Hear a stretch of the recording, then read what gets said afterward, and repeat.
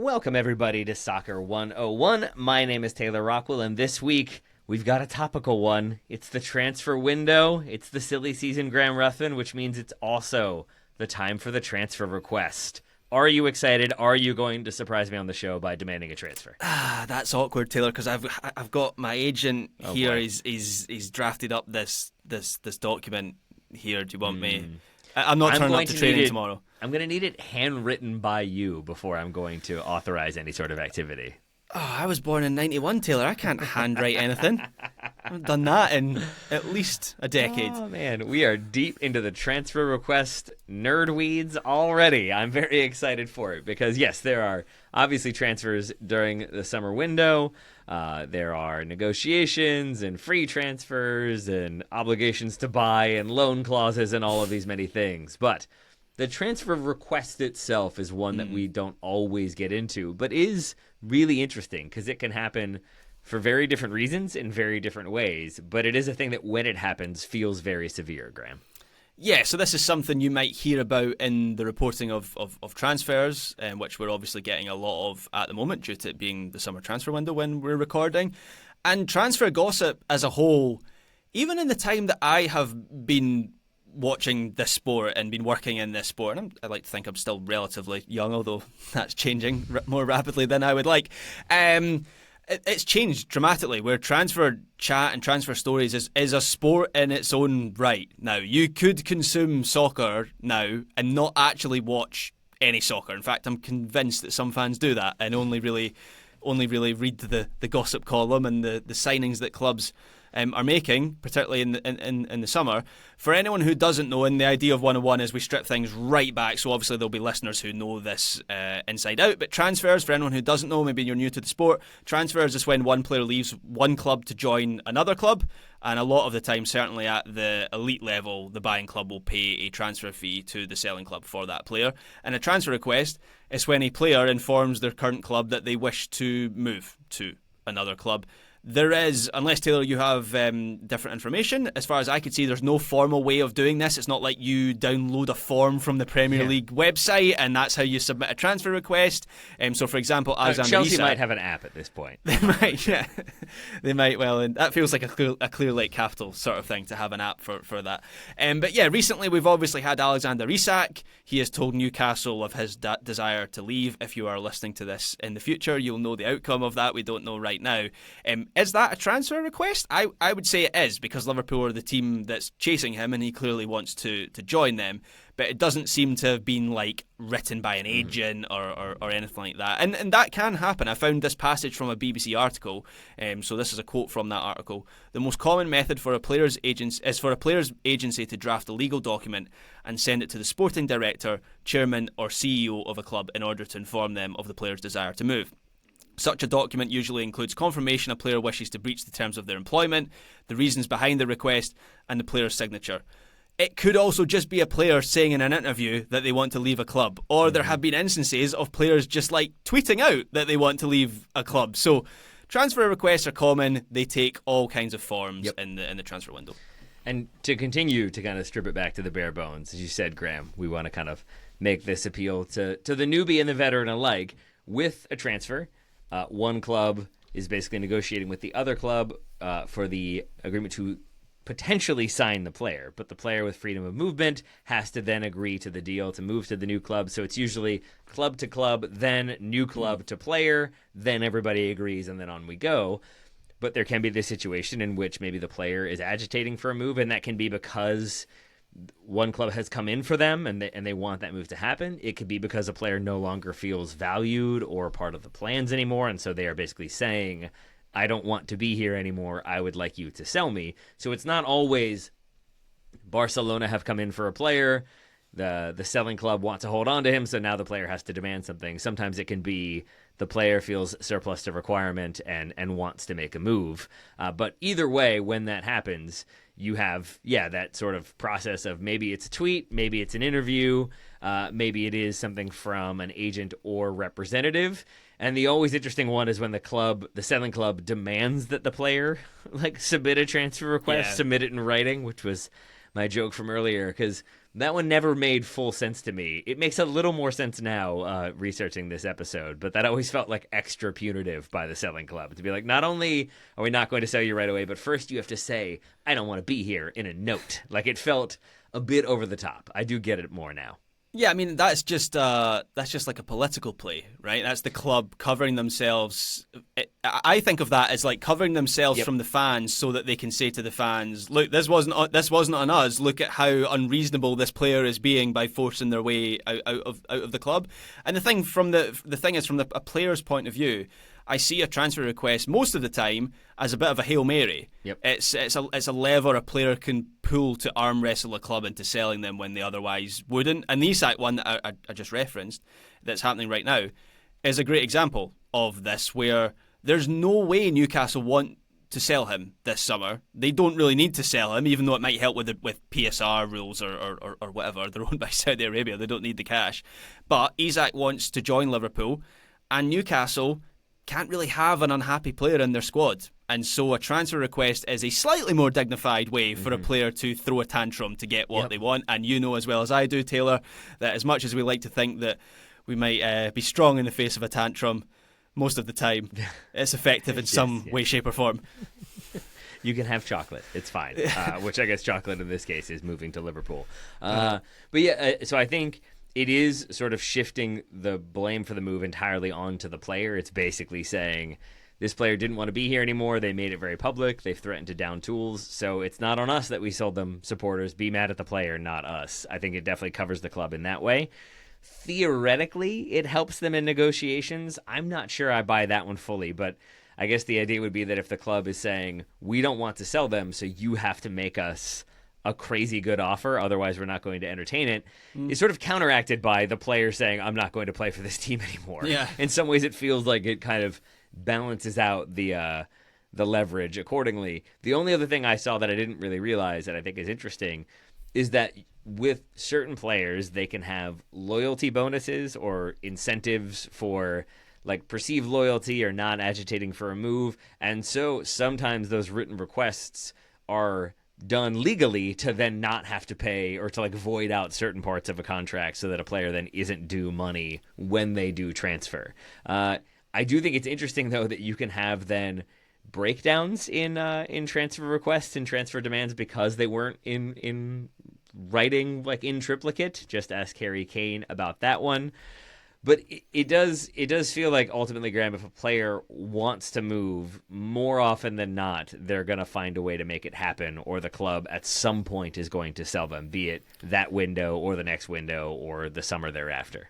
Yeah, I think they are generally effective because one way or another something tends to happen. I mean, I guess the club could just choose to basically ignore the transfer request and just continue going about their business, put their fingers in their ears and pretend that they haven't seen the transfer request on the table in front of them.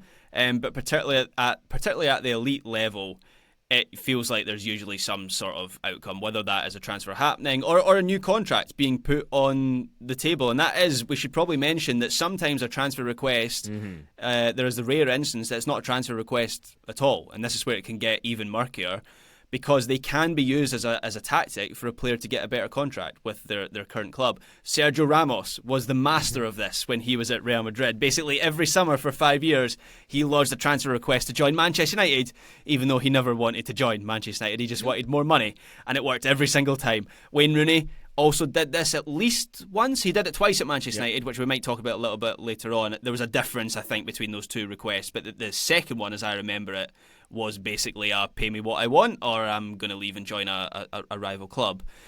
So that's another layer of complexity where maybe a transfer request isn't always a desire for a player to leave. And I guess the club could maybe, if they were confident of their position, could call their bluff and just force them to stay. So if we're looking at why a player would do this, it can be a negotiation tactic if they want a new deal. It can be maybe they feel like they are not valued by the club for any number of reasons. Maybe it's a personality dispute with the coach. Maybe it's other players are ahead of them. Maybe they're getting a little bit older, and so maybe they don't fit in as well. Maybe they're a little bit younger and they want to move. But either way, it can be sort of not feeling valued, not feeling like the opportunities are there. Or it can be another club has come in with like very, very tantalizing offer, and they want that move to happen, so they are trying to kind of force it through and force their parent club's hand. Would those be the three kind of primary reasons why you might get a transfer request? Yeah, certainly the three primary reasons. I think there's a fourth one that, as we're recording, Victor Gyökeres has just signed for Arsenal. And look, I haven't seen this reported by the likes of Ornstein and the people who would know for The Athletic, but I have seen this sense that Gyökeres got to the top of the pecking order for Arsenal in their options and looking for a number 9 because they liked how much he was desperate for the move. The fact that he was willing to put in a transfer request, the fact that he was willing to force his way out of Sporting Lisbon, that said to him, look, this guy really wants to play for us, and then you're making a projection that he's then going to have the desire and the intensity to play for a Mikel Arteta team. So there might be the rare occasion where it signals to the buying club how badly they want to move to that club, and that might then grease the wheels of the transfer as well. And then from the selling club's perspective, the parent club's perspective, they can basically, you can request it be submitted in writing. You can request actual documentation for reasons already discussed. But if they are going to accept it, they can then begin negotiating with the potential purchasing club. If there is no purchasing club and the player is just maybe out of favor, then they can be transfer listed or kind of be made available, or it's made known that that player is available for the right price, which is going to be a smaller amount, because if the player is out of favor and no one is immediately there, it kind of says that it's going to be maybe slim pickings for their opportunities. Or the club can deny that transfer request, and then things get very interesting, Graham. Yes, indeed. They can just force them to continue. They can also banish them from first team training, right? So Gyökeres, I mentioned, I think he was in Mallorca for a week. He was very banished from first team training.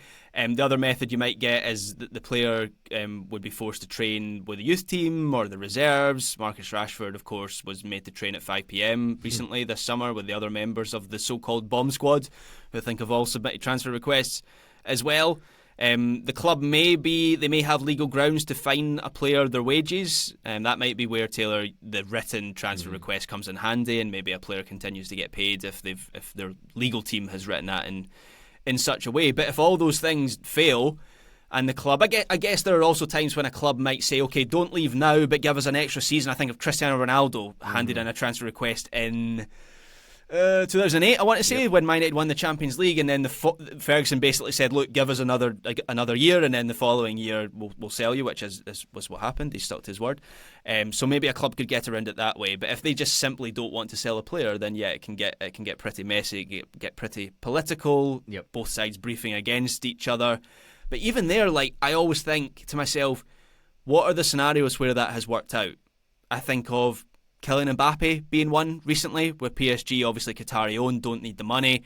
They basically refused 3 transfer requests, I think, from Kylian Mbappe over the course of his time at PSG. Yeah. And yeah, they did get, 7 seasons out of him? He then left to go and join Real Madrid. So, even in that scenario. And along the way, demanded more and more leverage and control, such that, it almost hurt them at times to have kept him around. So even there, when they did make him happy and give him what he wanted to stay, it didn't really put them into a better situation, and certainly in his absence, they have found themselves in a better situation. So I would say, yeah, that's another example where maybe holding on and hoping that it works out might not be the best idea. Yeah, I just think there's always going to be a parting of ways at some point if it's not a happy relationship. Yeah, and Wayne Rooney, as you said, has 2 different incidents. He ultimately leaves. Harry Kane, before he kind of makes it work, it doesn't work when he tries to move to Man City in 2021. And that's a really interesting one where, depending on who's doing the briefing and who's doing the reporting, that there was an agreement between Kane and Daniel Levy. Levy would say that there was not. I think Kane's camp says that there was a handshake agreement that if he had, he had been a faithful servant, he had fulfilled his obligations, so they would entertain an offer from Manchester City. Levy and his camp would argue no formal transfer request was submitted. If it had been, then they would have let him go, but none was, so they assumed that things were okay, and instead Harry Kane plays one more season when he often looked very annoyed and didn't seem like he was fully enjoying life, and then he moves to Bayern Munich. And the Harry Kane one, I think that's purely because he didn't want to compromise his legacy at Spurs, which is one of the reasons you maybe you maybe wouldn't hand in a transfer request. I think of Wayne Rooney, we've spoken about him already, but I think he's a perfect example here where, as we've mentioned, he puts in 2 different transfer requests. The first one seemed to be a jolt. Taylor, correct me if I'm wrong on this, because obviously you're a United fan. The first one I remember as like a jolt for Man United to like be more ambitious. He saw City coming in, and it was like, we need to be making more signings, and so there was an element of threat of, if Man United aren't going to match my ambition, maybe I will move on. But that seemed to be is that right? Am I remembering that correctly? Yeah, no, I think you definitely are, and I think like for the timeline you've already outlined, it's also the year after Cristiano Ronaldo was sold, and there's a feeling that like for a minute there they have all of these talents and they are high flying and winning the Champions League or making the Champions League final. And then it does feel like they haven't really reinvested. They're not building out the squad. There isn't the expenditure required. And that ultimately culminates in them making moves like signing Robin van Persie. Basically, even though he has a year left, you spend the money you spend to get him in, and you do show your ambition that way. And then, Rooney does it again, this time I think for more money. And I think it's the 2013 one. It might be the 2010 one, where the reporting is that like it implies he already has an agreement with Man City, and that it's basically as soon as this transfer request is handed in and approved, it's going to be City coming in with a massive offer to make things happen. And that doesn't end up happening, obviously. He ends up staying with Manchester United and getting an improved deal, but ultimately is sold. And I think along the way there is a little bit of bad blood between him and Ferguson, and there is a slight falling out, and I think there is a freezing out of sorts, and then things are eventually thawed over time.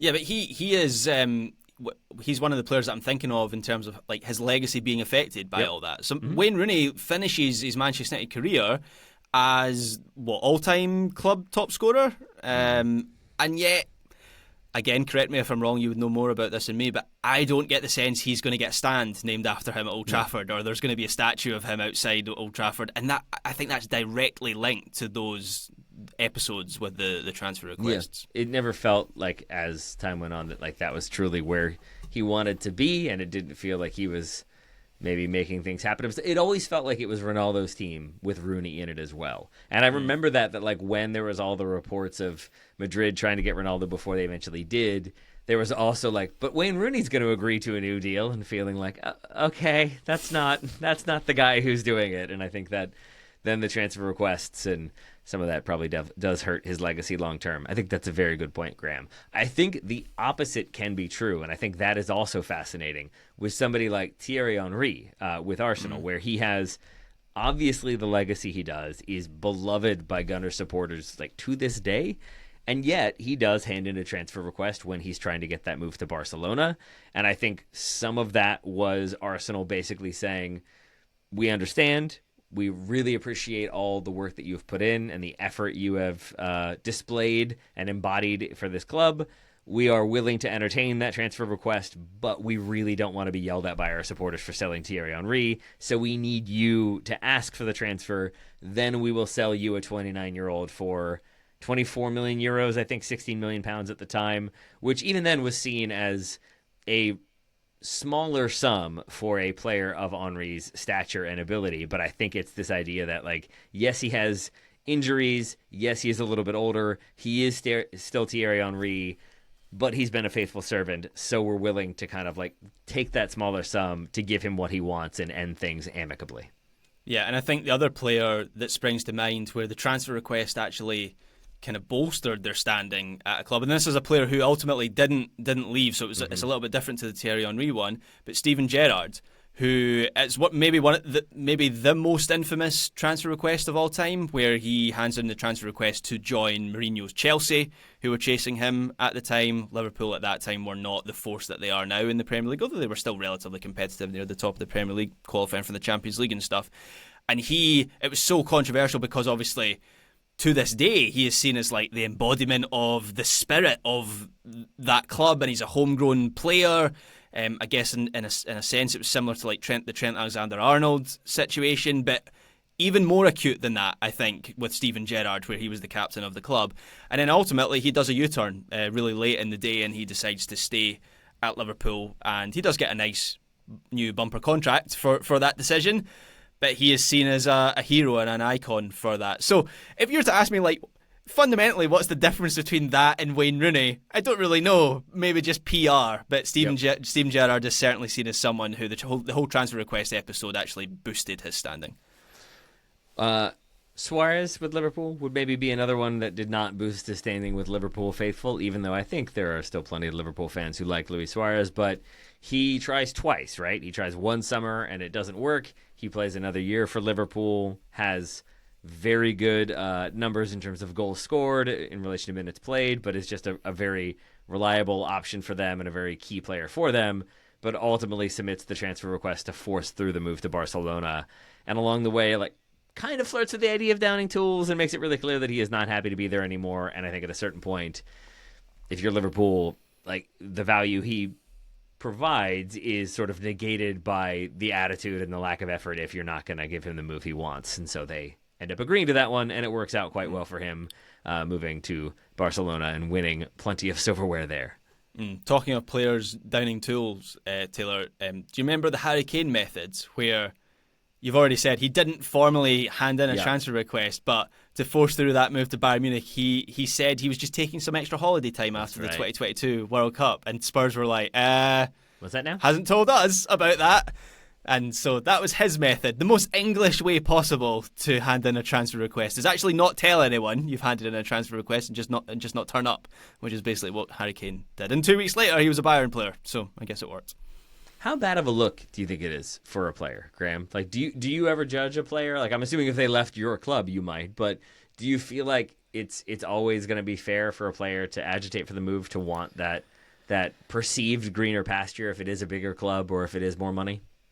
I can understand why, if you were a supporter of that team, why it would be like sacrilege. I can understand that.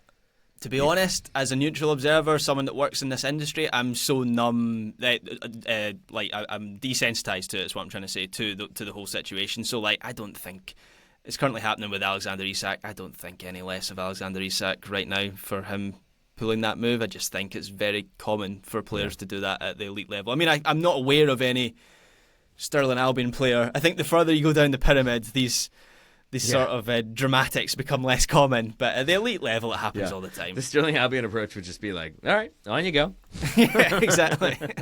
But I mean, I think on the one hand, I think it feels less and less common to me that a club is going to be built around one player, or like that one kind of central figure is the guiding light for that club, such that if they demanded a transfer, it would be sort of catastrophic. But then, to your point, Alexander Isak is sort of an example of that, where they didn't necessarily build around him.